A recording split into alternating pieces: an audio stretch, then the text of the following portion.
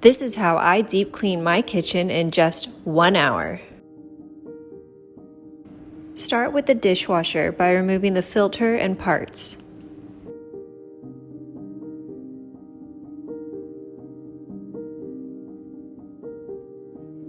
For cleaning grimy parts of the kitchen, I like to use an old compostable sponge and an old toothbrush to get hard-to-reach places.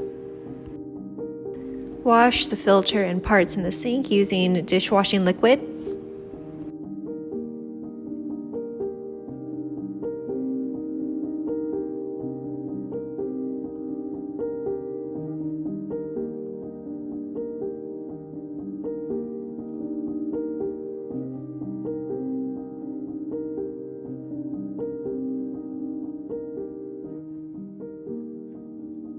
Quickly wipe down the interior where the parts were removed.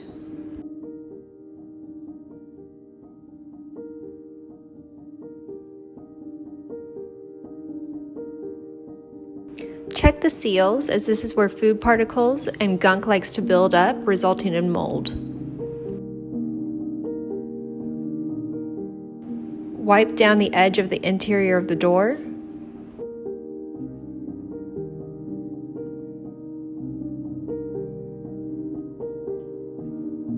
Add a cup of vinegar to the top rack of your dishwasher to deodorize, remove calcium and hard water stains. Run it on a full cycle.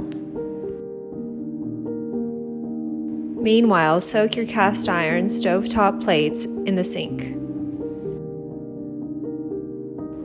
Cleaning your kitchen in under an hour is a game of multitasking. So while that's soaking, we're going to clean the microwave. Cut a lemon and put it in a bowl with water. Place the bowl in the microwave for 3 minutes and let sit inside the microwave for an additional 5 minutes before opening. After the 8 minutes is up, remove the water and lemon mixture and pour it into the kettle, along with a cup of vinegar.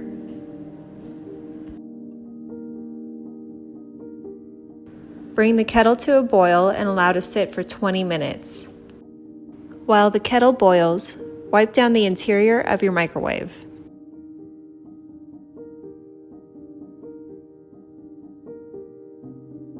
Gently remove your microwave from where it sits to dust behind. If, like me, you have children, you'll likely find toys. Set it back and don't forget to wipe down the exterior. Now it's time to clean the stovetop plates.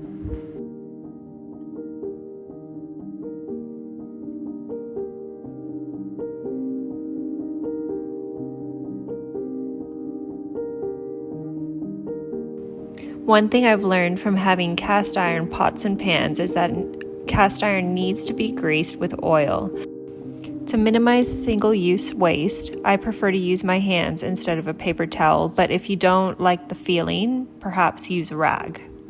Olive oil is known to be a moisturizer for the skin, so I don't mind it.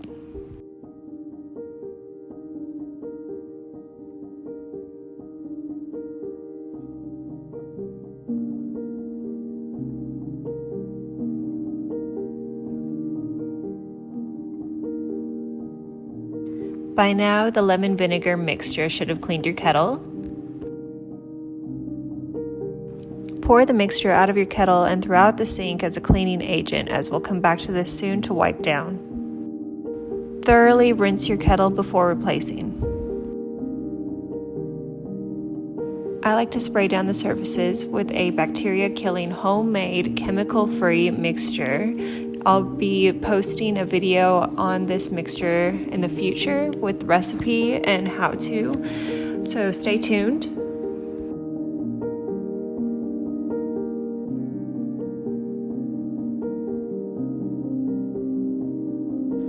I then replace the stovetop, clear the sink, spray it down, give it a good wipe.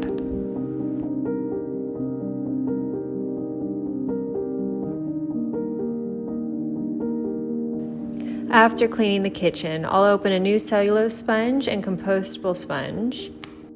The new white cellulose sponge will become my surface wipe, and the gray surface wipe will become my wipe that I use for anything that's on the floor or really gross and dirty. To maximize the use of these sponges, I like to cut them into two.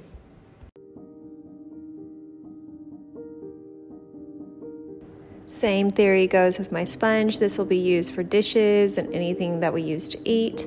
The old sponge will be used for things that are gross and on the floor or extremely dirty. Now it's time to wash the microwave plate.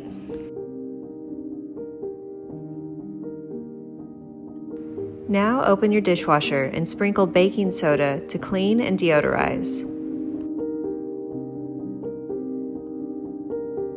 Remove the cup of vinegar from the top rack and set on a short cycle. Meanwhile, wipe down the exterior of your dishwasher. Take out your toaster and remove the breadcrumb tray into your bin. Clean the tray in the sink. Wipe down the exterior of your toaster.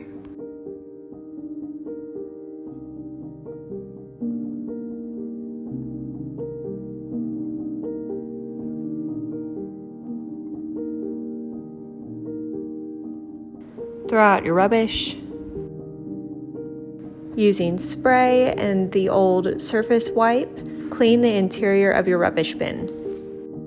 As someone who is trying to reduce their plastic waste, I recommend using biodegradable bin liners.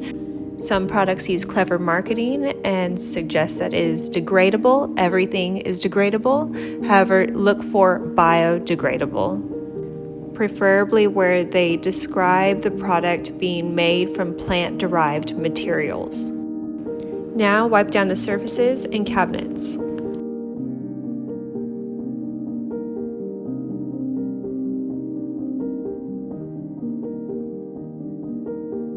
Woohoo! You've achieved so much in just under an hour.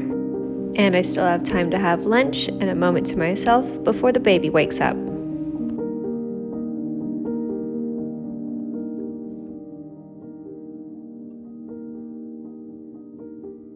Cheers!